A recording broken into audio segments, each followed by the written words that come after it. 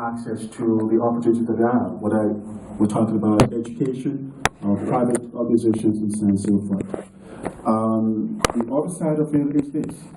One, why it is true that it takes a village to raise a child, in this case it takes the entire Charleston community to provide access, opportunities, and indeed to support those future leaders among us who are working very hard to become successful. It is very important that for those of us who have been fortunate, who have been blessed to occupy the leadership positions that we occupy, make it a primary responsibility, ethically and morally, to stretch out one of our helping hands and those who are still trying to become successful. And that is very true, especially for young professionals, young graduates who look up to those of us who have been blessed to occupy the positions we occupy, to begin to say, here, this was the way I, paved the way, networking and doing other things that made me to become who I am, as opposed to, well, I am a manager now, I am a VP, therefore you must do it yourself so that you can get there. Even when we have a climate that is welcoming here, and I hope and pray that we do ultimately in Charleston, we can't expect our young leaders to be successful unless as a community of color, make it a point, a collective, make it a point to make the success of our upcoming young adults our individual and collective responsibility. Good, very good. Thank you, Dr. One of the key issues, to piggyback off of your comments, Senator Kimpson, candidate Kimpson, I'm going to be calling on you next. One of the key issues that we find is access, and we speak about it often in the chamber meetings, in our young entrepreneurs circles, in our Market Street Gentlemen's Society circles, about us having access. Senatorial candidate, what could you tell us about what the Senate is doing to ensure that we have access? What are we, as far as the Charleston community here is associated? One of the main things that we hear when it comes to larger companies and corporations that come to the area is that many of our locals do not meet the skill set. Many of our locals do not interview well. We hear so much. So we're on an ongoing campaign to educate and inform ourselves on what we can do to make ourselves better through education, through skill set, through our professionalism, and what can the Senate offer to the Charleston metro area for young African Americans, older African Americans, businesses that have been here for quite some time. What type of access could we look forward to? I think it's an excellent question, Henry, and let me also applaud y'all for putting this program. I participated in the Talented 10 several years ago in Columbia, and I was always hoping that we in Charleston would put something together like that. Steve Benjamin, the mayor of Columbia, was a catalyst for making that happen. And Marlon Kimpson next year, as your next state senator, will be working with you to make 2014's Talented 10 a success like this one. I think your question is a good one. I can't really speak for the past administration and what our former senator did to help empower youth. But I can tell you that is part of my platform. We have billions of dollars in an investment in Senate District 42. We need to not just talk about subcontracting. We want to see a trailer with our name as a prime contractor. We got $1 billion or more at Boeing. But how many of those jobs at Boeing are people from District 42? Now, The reality of the situation is that Boeing is a high-tech job. And they ain't gonna let folk who aren't trained put together airplanes.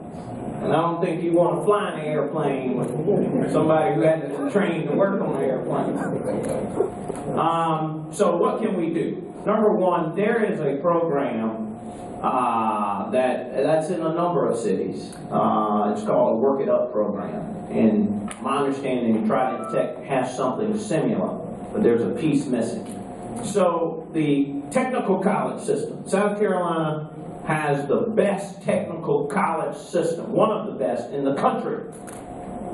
Trident Tech is working with Boeing to create a program to train people to go work at Boeing.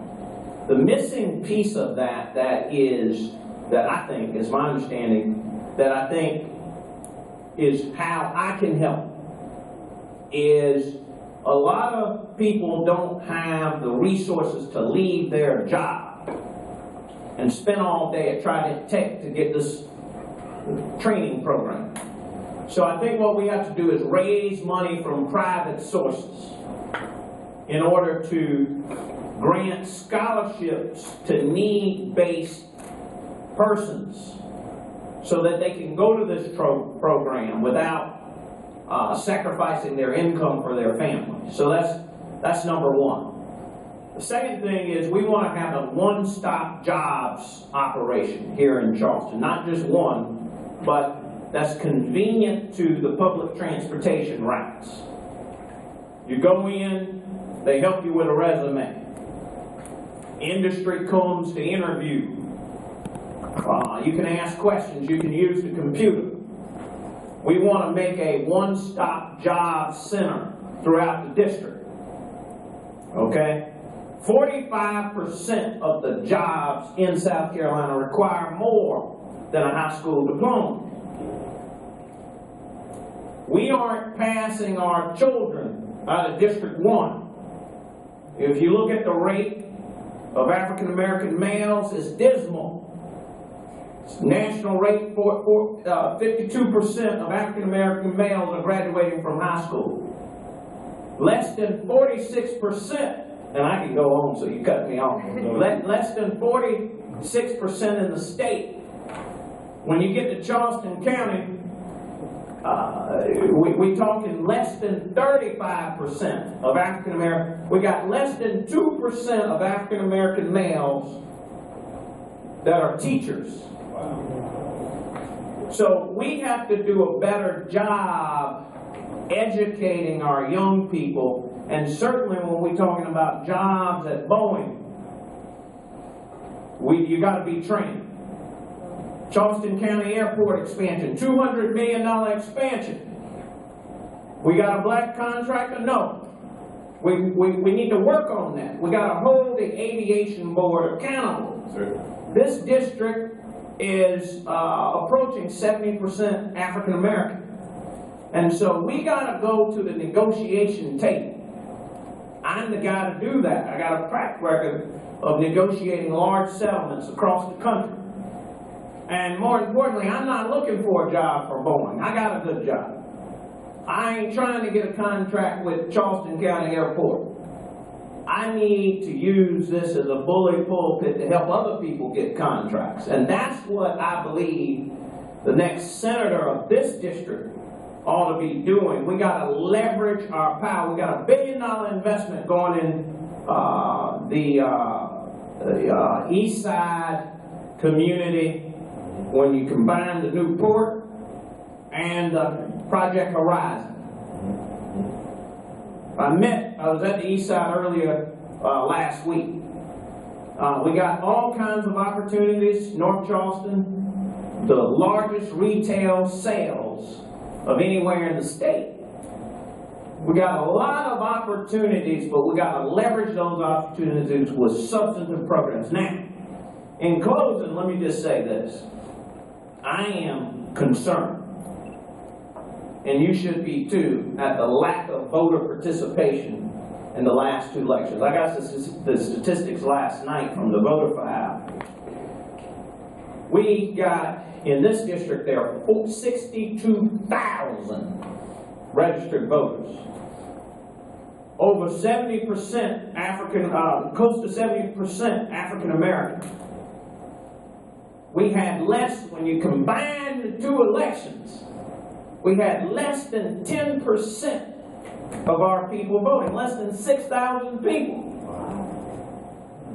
We ain't gonna win October 1st with numbers like that, because the Republican, who, I don't know the Republican, but generally speaking, they stand against everything I've just said. Okay? They're not going to be at the table leveraging opportunities for African Americans. They will help a few. But that's not going to be a prime focus, because they're talking about bootstraps. You know, this philosophy of help yourself. I earned it, you earn it too. Clarence Thomas language. Okay, they talking about taking away voting rights. You read the opinion on the Voting Rights Act 5-4 decision a month ago. They say everything fine. We got Obama, what y'all want now? Struck down Section 4, which was the formula that empowered the states who had historical discrimination to put in places to alleviate things like poll tax. They struck down Section 4 and 5, the pre-clearance, which basically said if you are in a historically discriminatory state, you got to go to the Department of Justice before you create a new rule in voting. Well, that's all gone. Now the legislature can do what they want to. They've already started in Texas, and Campbell can tell you about that. They started in North Carolina. They've taken away early voting. We got new IDs now. They trumped up the evidence. They said dead people vote. Ain't no dead people voting. They said, oh, somebody using somebody's name. Well, the Department of Justice said that's not true. But because we got a president now, everything okay. Ginsburg, I encourage everybody to read the dissent. Dwayne can circulate it, but Ginsburg said, listen, you don't do away with things that have helped people. This is in the dissent. She said it would be akin to getting rid of Terminex after they killed the roaches. You don't stop calling Terminex. You keep calling them because you don't want the roaches to come back. We got to be very careful about blowing this opportunity, not just for Marlon Kimpson, but for us to have these economic opportunities. So we need to vote. We had less than 6,000 voters. Of that, 70% were people over 50, which means we were absent. This group was absent.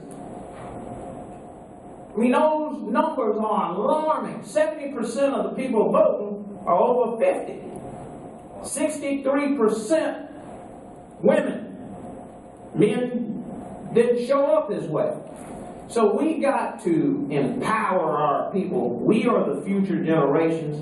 Everybody up here has a business. We got to sound the alarm with West Ashley, North Charleston, and downtown Charleston. The district runs Calhoun North, all the way through North Charleston, West Ashley, all the way over to the Citadel Mall. There are 100,000 people live in the district, about 63,000 registered voters.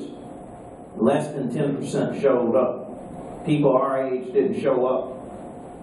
I don't know what else to say, but I'm concerned, and I'm not taking this for granted. Right. We got a Republican. They stand for different things. And I don't know the man, so I don't want to talk about him, but I do know Nikki Haley. Her signature piece when she said that she's running for re-election, I put the voter ID in place. And all of them applauded out there in Greenville. That's her claim to fame. And so I'm going to be fighting for public education, for these programs to create opportunities. Healthcare is another thing. I won't get on that, but we can spend months in the General Assembly talking about saving the alligators. You know, we gotta save the alligator. Allocate money to go to alligator. And talking about expanding the beer, and I'm all for food and beverage, Scott. You expand the size of beer you can drink downtown. But we left health care on the table. 320,000 people, a lot of them live in District 42, don't have health care. They didn't want the money because it was Obama. Obama sent free money, race to the top. Education, jobs, health care. We don't want it. We spend more time at the district level talking about equipping our people with guns so we can avoid a shootout than paying teachers what they deserve. So I need your support. October 1st is the election. I need everybody in here, whether you live in the district or not, to take 10 people to the polls on October 1st. Jovine is here. She works with the campaign. Allende, I think, had to leave.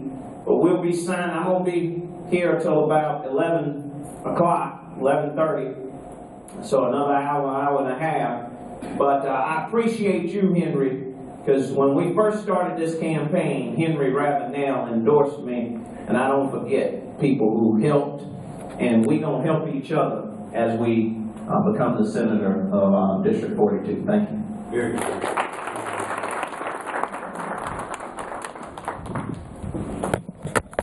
Candidate Kimpson, many times we feel that